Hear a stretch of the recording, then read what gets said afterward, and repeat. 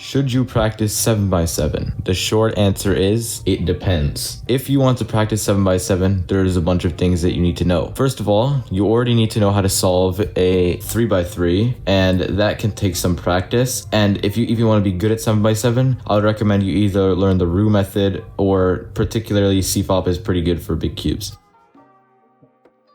You would also have to be pretty fast at those methods. Maybe sub 20 is good enough. I've seen people that are sub 5 and they average 20 seconds. I'm actually really garbage at 7x7. So should you practice 7x7 in that scenario? I don't know. If you want to go through the struggle of getting good at 3x3, you can do that. It's pretty fun. You know, it's a pretty fun journey learning how to solve a 3x3 and getting good at it. But then maybe you want to move up to this. The first thing that I would look at is what cube you should buy. A few years ago, it hasn't actually been that many years, like maybe 2 years, the best 7x7s were pretty expensive. $60.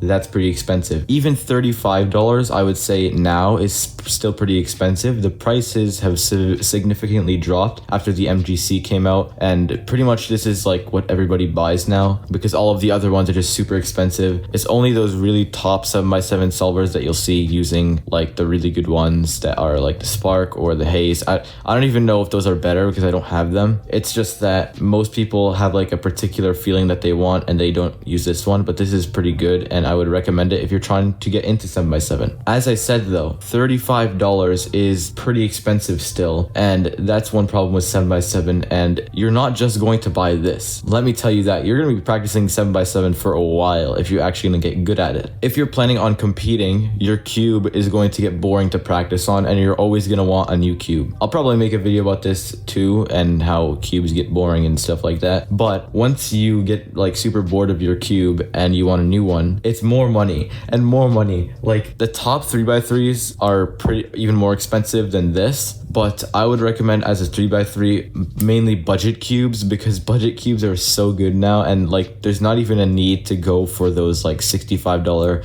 GAN 11M Pro cubes like that. So if you're willing to spend $35 on this cube, then you can start solving on your 7x7. Now you also have to learn a new method for the 7x7 unless you already know how to solve a 5x5 or like anything else like 4x4. It's basically the same thing. This method is not too hard to learn. It's called the reduction method. The first step is to solve this 5x5 kind of middle piece, and this will just resemble the center on a 3x3. As you can see, just this piece just resembles this 5x5 giant square. And you just do that with all of them. Similarly, you also have to solve these edges that will also resemble a 3x3 edge like this. So basically now it's exactly like a 3x3. So it's a corner like this, an edge like this, and another corner, and then this is the fat center.